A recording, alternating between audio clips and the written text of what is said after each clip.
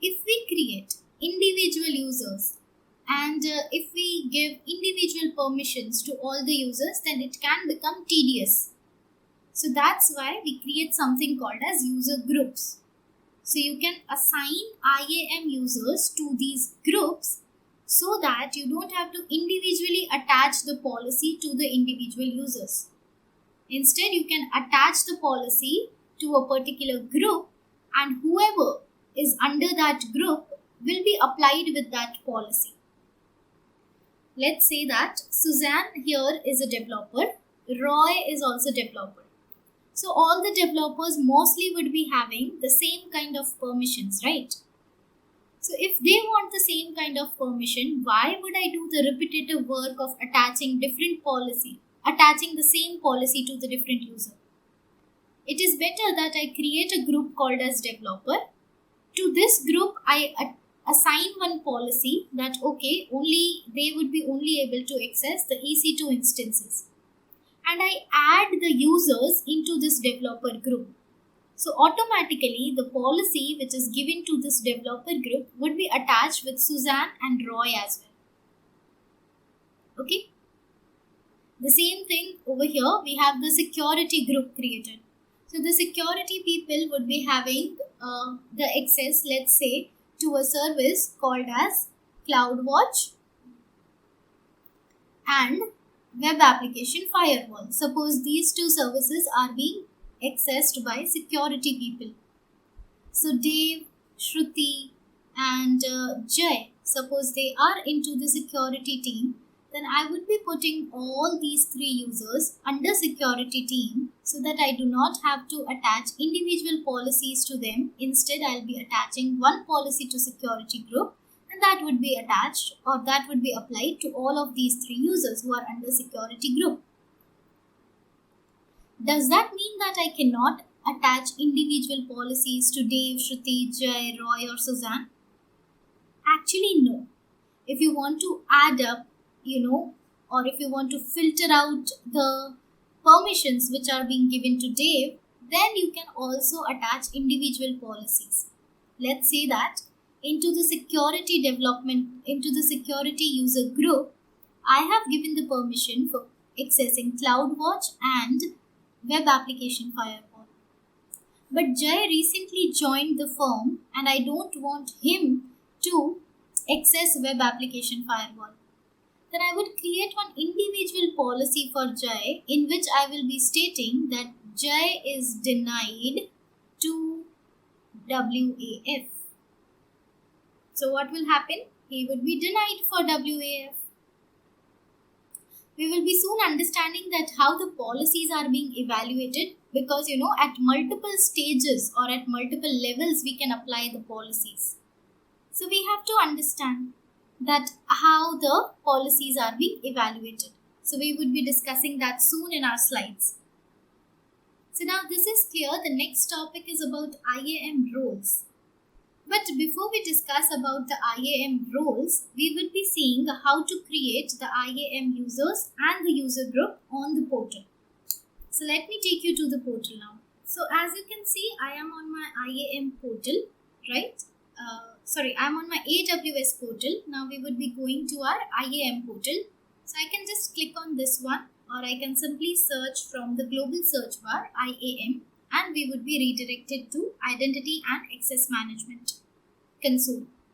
So once we are inside of that console, on the left hand pane over here, you can see Access Management. Under that, you can create your users and your user groups. So let me just go to user and show you how to create one user. So as you can see, many users are created over here, but I would be creating a new user by clicking on add user. So you have to give the user name to it. So let's say I'll call this as demo user. Now, there are multiple ways of providing the access to the user. Let me take this to the whiteboard and show it to you. So when we are talking about the access of AWS, right? If I want to access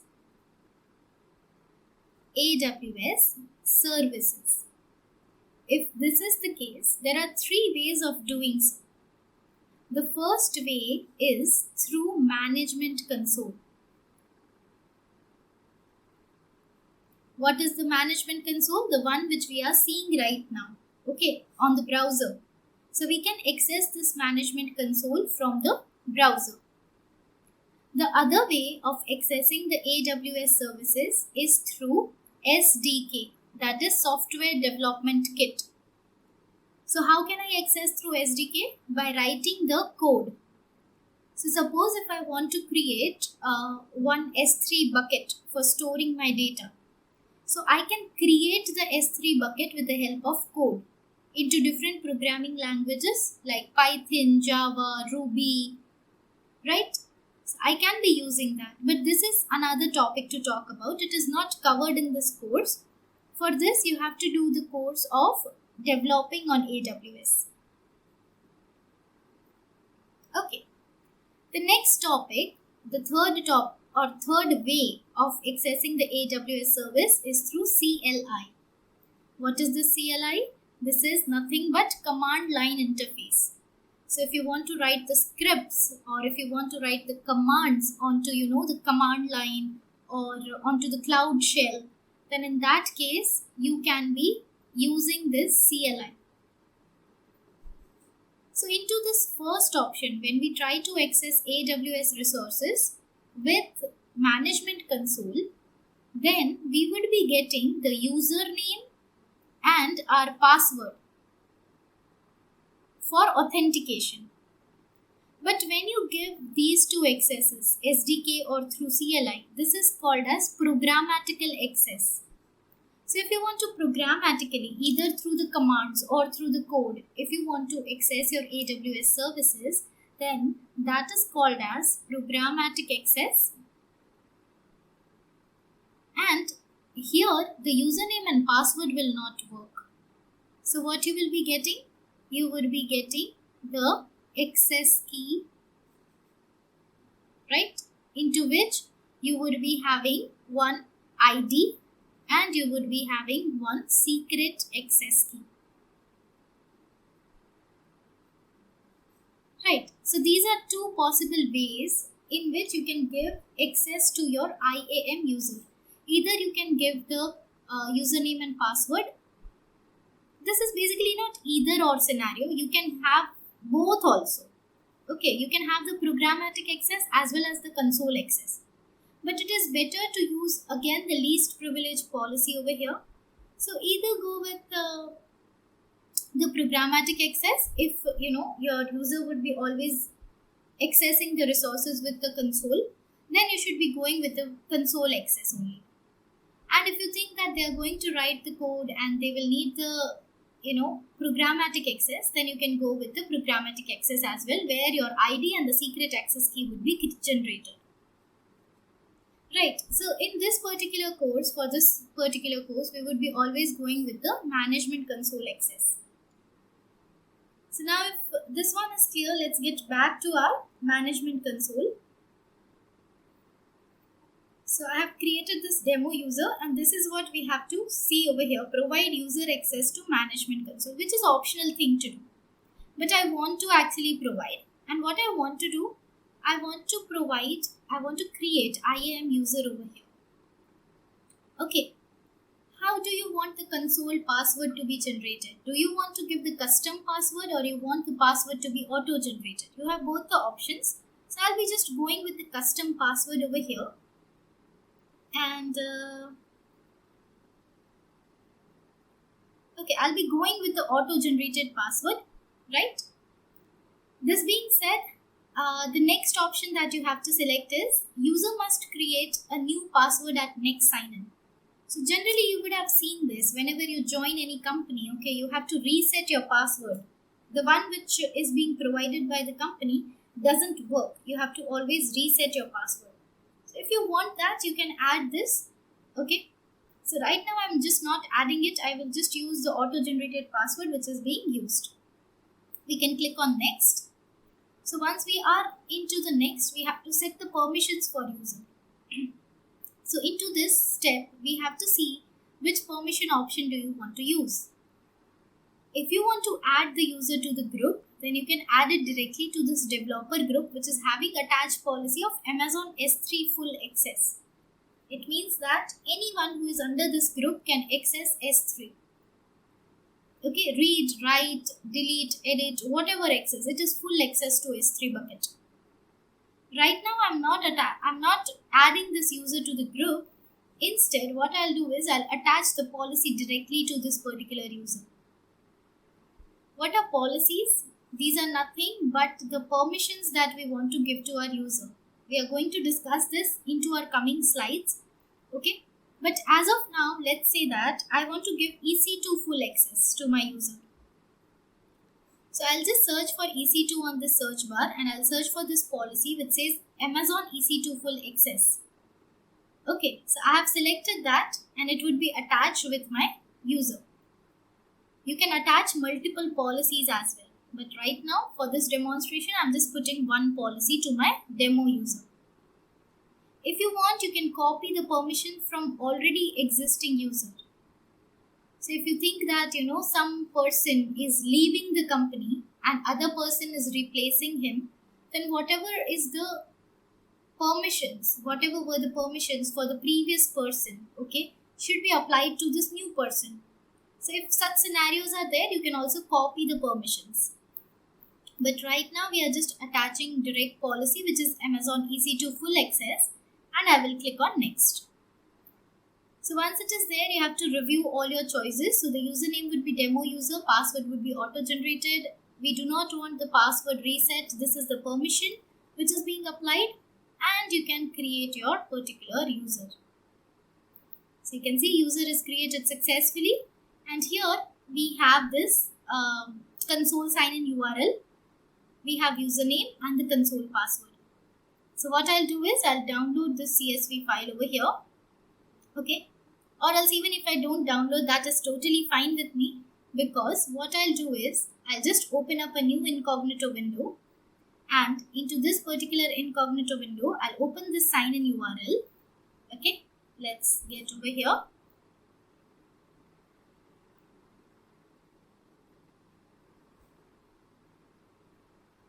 So what is the benefit of using sign-in URL?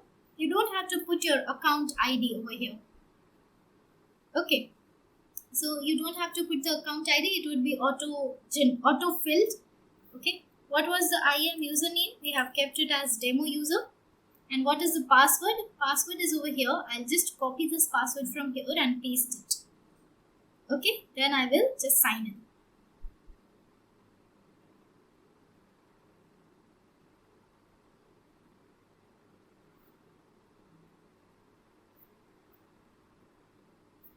So you can see over here, we are into the IAM user account now.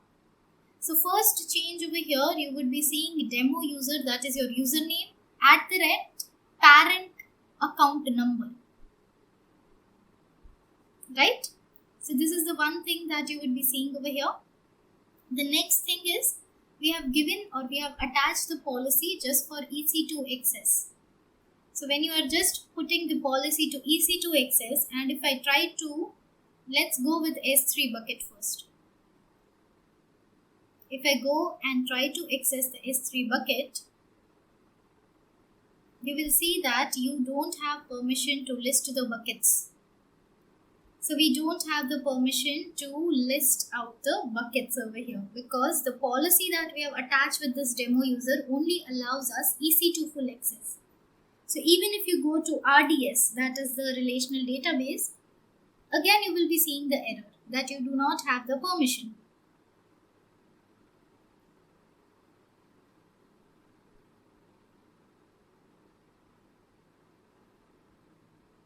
Okay, let us say that I want to create a database over here. Error. Right? Now let's try to go to EC2 and see whether we are getting the permission for that or not. So if I go to the EC2 management console, everything would be accessible for me. So you can see over here, I can go to instances. Okay. And I can create my new instance over here into North Virginia region. Into my parent account, I do have some instances already created. So you'll be able to see those instances as well. So this is what I was talking when I said that, into the first module, that some of the services are regional. So you can see when I changed the region into Stockholm, no instances were being shown. But here into North Virginia, we do have few instances listed. Right? Okay, these two instances are running. Let us stop these instances because I don't want to get charged for that. Okay. So as you can see, we can access the EC2 console successfully because we have the permission attached for EC2 instances. We have EC2 full access permissions. Okay, so this was about IAM user. Now I will just switch back to my root account. You can see I'm back into my production account over here. And I'll go to IAM user again, or IAM panel again. And you can see user groups over here. So I can go to user group and you can see one group is already created, that is developers. Okay. And under this developer, I have this user sample. Correct. So this sample user would be having the permission attached, which are attached to this particular group, that is Amazon S3 full access. So how to create the user groups? It is really very simple. You simply click on create group. Okay. You would be giving the group name. Let's say security is what I'm naming this group. Which are the user they should be under? So I'll say demo user should be under security group. What is the policy that you want to attach?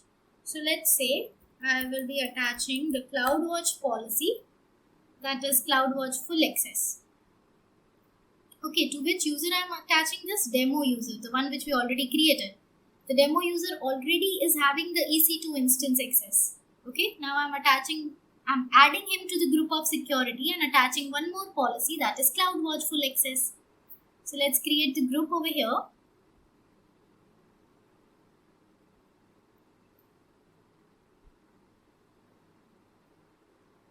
So once this security group is being defined, okay, I'll go back to my demo user account, right? And I will search here for the CloudWatch. So now here I won't be getting any errors when I go to the CloudWatch console because I have added the access policy. I have added this user to a group called as security. To that group, I have attached one policy which is giving the CloudWatch full access. That's why over here I don't get any error and I'm seeing all these dashboards. Right? So this was about IAM user and IAM groups.